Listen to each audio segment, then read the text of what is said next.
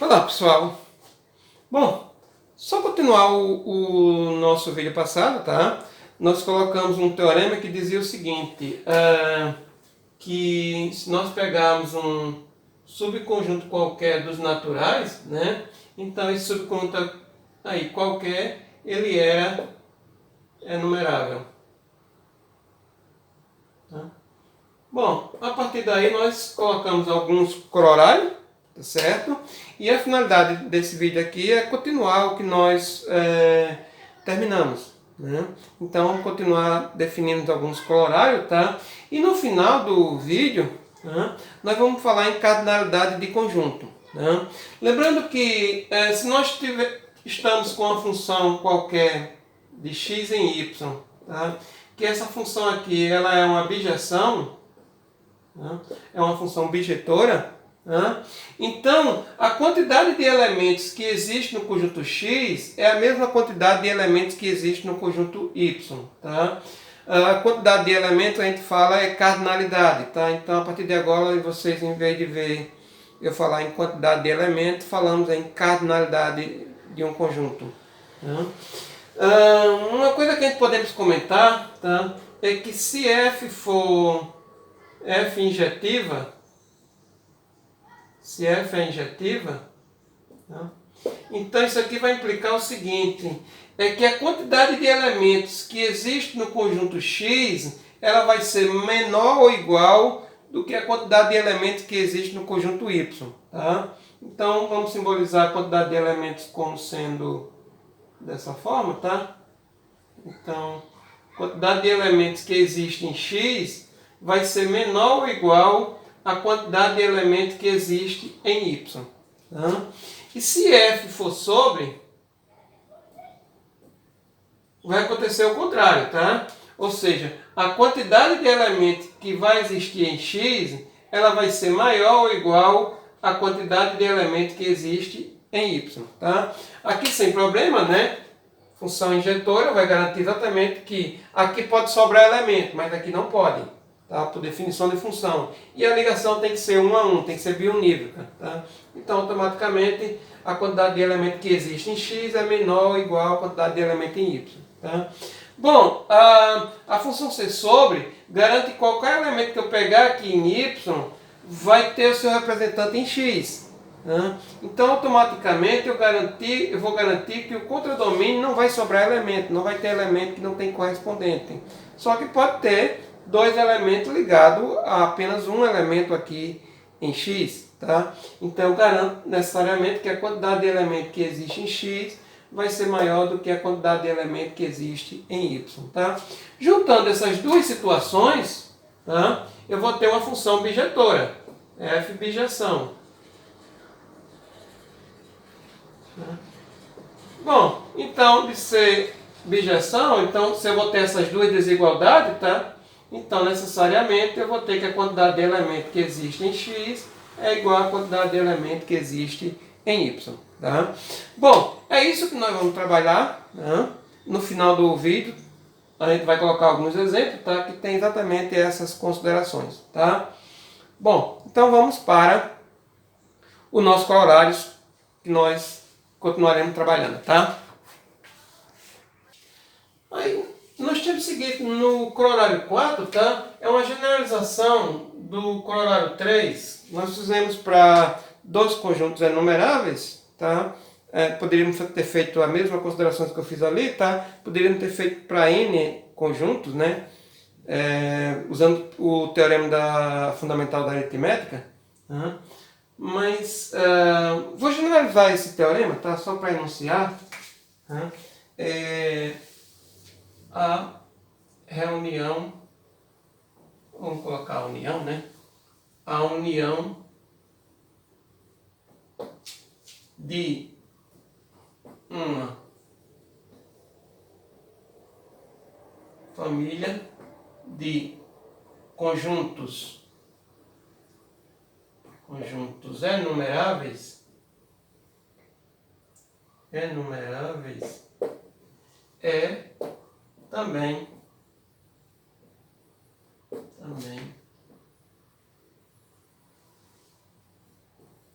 enumerável. Tá?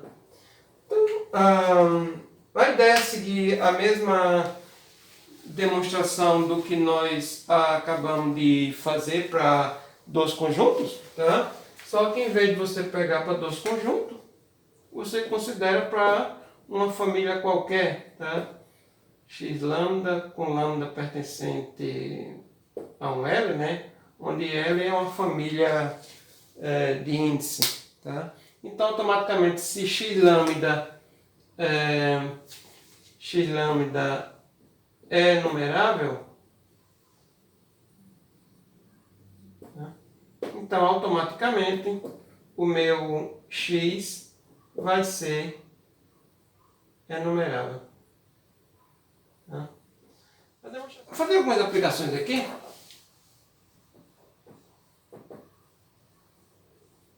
Aplicações bem rápida. Tá? A primeira é o seguinte, o conjunto dos inteiros é enumerável. É enumerável. Bom, como é que nós mostramos que o conjunto dos números inteiros é enumerável? Tá? Bom, defina uma função f, tá? Dos naturais, tá? Nos inteiros, que ela faz o seguinte, tá? Essa função, eu vou chamar assim x, tá? F de x vai ser igual a quem? Vai ser igual a x sobre 2, tá? Se x é par, tá? E vai ser, aí eu posso colocar aqui para pegar os números negativos também, né? Posso colocar menos aqui para pegar os negativos, tá? E eu posso colocar outra aqui como sendo x menos 1 sobre 2 se x é ímpar. Né? Se x é ímpar. Né? Então, essa função aqui claramente ela é bijetora. Só para lembrar, né, que essa função, como é que ela se comporta. Então, se nós pegarmos aqui, só para a gente... Então, 1 vai em quem? 1 em ímpar. Então, ficaria 1 menos 1 vai no 0. Tá? O 2 vai em quem? 2 é um número par. Então, se eu substituir aqui, tá? Fica 2 sobre 2, vai dar 1. Então, fica menos 1. Tá? O 3 vai em quem? Então, 3 é ímpar. Então, fica 3 menos 1. Então, fica 2. 2 sobre 2 dá 1. Tá? Então, o que nós temos é o seguinte, tá? Vamos colocar aqui. Então, 2 vai no menos 1. Tá? O 4, quando eu substituir aí, vai no menos 2. Tá? O 5 vai no 2. Tá? O 6 vai no menos 3. E assim sucessivamente. Tá? Ou seja, os números ímpares vai na parte positiva, tá? E os números pares vai na parte negativa dos números inteiros, tá? Essa função dessa maneira aí, tá? Ela é claramente bijetora, tá? Automaticamente você tem todas as... Tá? Então,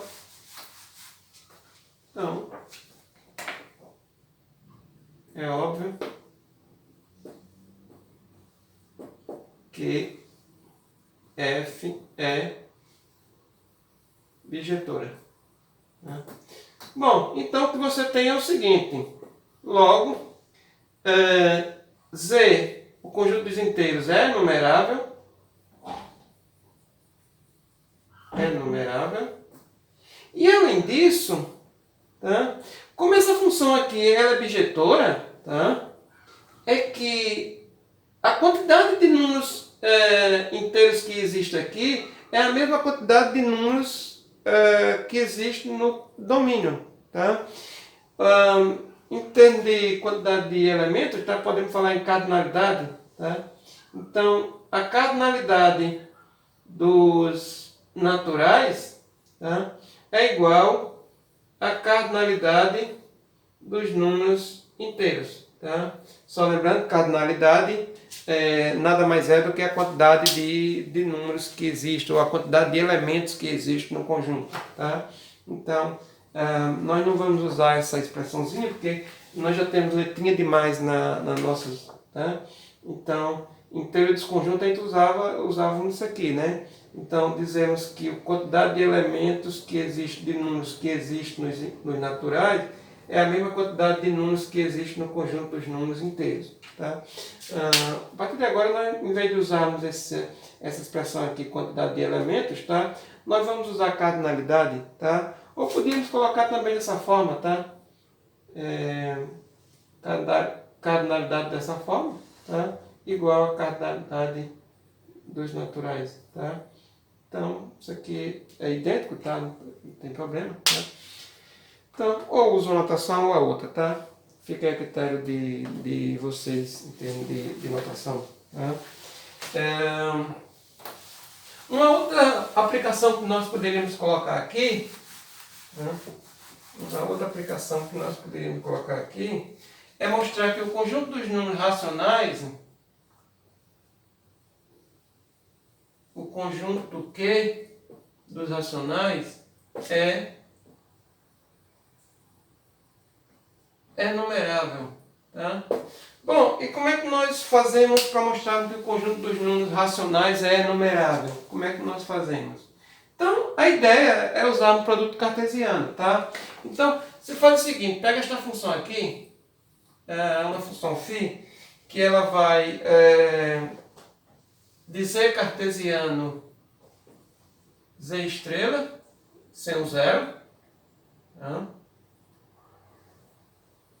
Em que? Conjunto dos números racionais. Tá?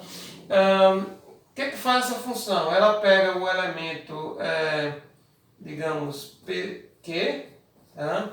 E manda no P sobre Q. Tá? Lembrando que o Q, como ele está no segundo conjunto, né? Então o Q é diferente de zero. Tá? Então, esse número aqui, na verdade, tem sentido, né? Que isso aqui é a definição de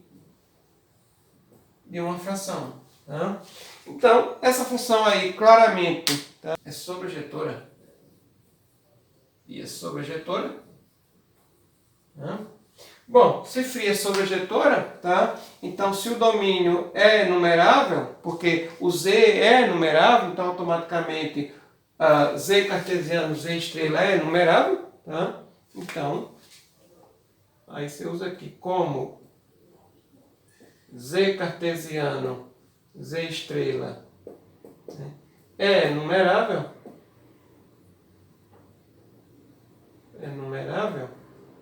então, função sobrejetora, que é colorário número 2, né? Colorário 2, garantir exatamente que o contradomínio também é numerável. Então, que é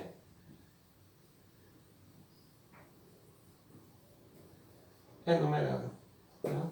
Então, se z é numerável, então Q automaticamente é numerável. Tá? Observe que aqui não me diz que a quantidade de elementos que tem nesse conjunto é igual à quantidade de elementos que existe nesse conjunto. Tá? Já que a função garante apenas que a função é sobre. Tá? Então, aqui, na verdade, me diz que a quantidade de elementos que existe neste conjunto aqui, tá, é maior ou igual à quantidade de elementos que existe aqui. Tá? Só lembrando, tá?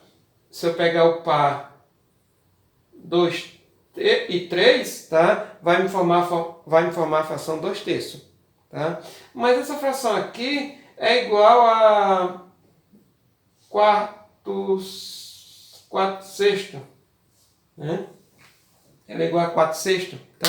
No entanto, esses dois pares aqui, 2 e 3, é diferente de 4 e 3. Tá? Então essa função não é injetora. Tá certo? Então ela é apenas sobre. Tá? Mas aqui vai me dizer exatamente que a cardinalidade desse conjunto é maior, né, ou igual do que a cardinalidade desse aqui. Tá certo? Não me diz a parte que eles são iguais. Tá? Garanta apenas que o conjunto dos números racionais, tá, é numerável. Apenas isso. Para finalizar, só queria mostrar isso aqui, não em termos de enumerabilidade, tá? Mas em termos de cardinalidade. A cardinalidade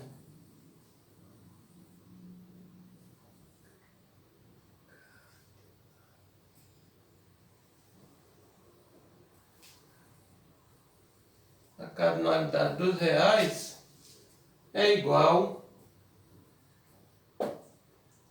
a do intervalo. Então, intervalo é aberto, né? É aberto. Menos π sobre 2 até π sobre 2. O som está definido para π sobre 2. Bom, então dizer o seguinte, a quantidade de elementos que existe no conjunto dos números reais é igual à quantidade de números que existe nesse intervalo aqui. Tá?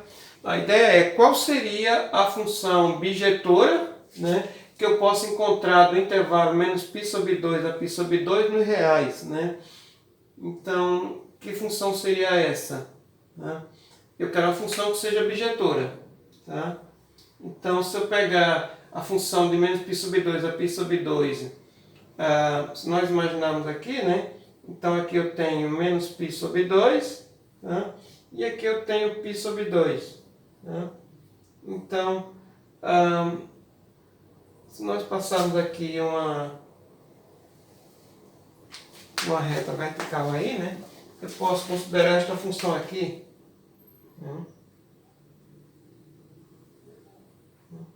Alguém lembra aqui o gráfico dessa função? É um pouquinho feio, né? Mas suponha que seja isso aqui, né? Então, o gráfico dessa função aqui nada mais é do que a tangente, né? Estou restrito apenas a esse intervalo, tá? Então, essa função aqui é f de x igual a tangente de x, tá? Então, essa função aqui, ela f é bijetora. Tá? Só lembrando, quando eu passar retas paralelas ao eixo x, tá? Paralela ao eixo x, ela vai cortar o gráfico em apenas um único ponto. Né? Então, automaticamente, como nós tínhamos comentado anteriormente, né? Sempre que eu fizer isso, a função será bijetora. Tá? Então, estou acabando de encontrar mostrando que a cardinalidade dos reais é igual à cardinalidade do intervalo menos π sobre 2 até π sobre 2. Né? Bom, era isso que eu tinha para mostrar para vocês de conjuntos enumeráveis e também cardinalidade de conjunto. Tá? É claro que quando você trabalha com conjuntos enumeráveis, tá? se você vai encontrar funções bijetoras, tá? Automaticamente você também está manipulando cardinalidade de conjuntos. Né? Uma função é bijetora somente se os dois conjuntos têm a mesma quantidade de elementos. Né? Então, a ideia de bijetora vai me garantir exatamente isso. Tá? Bom, é isso, tá, pessoal? Até mais e bom estudo, tá? Ok, depois se encontra. Falou!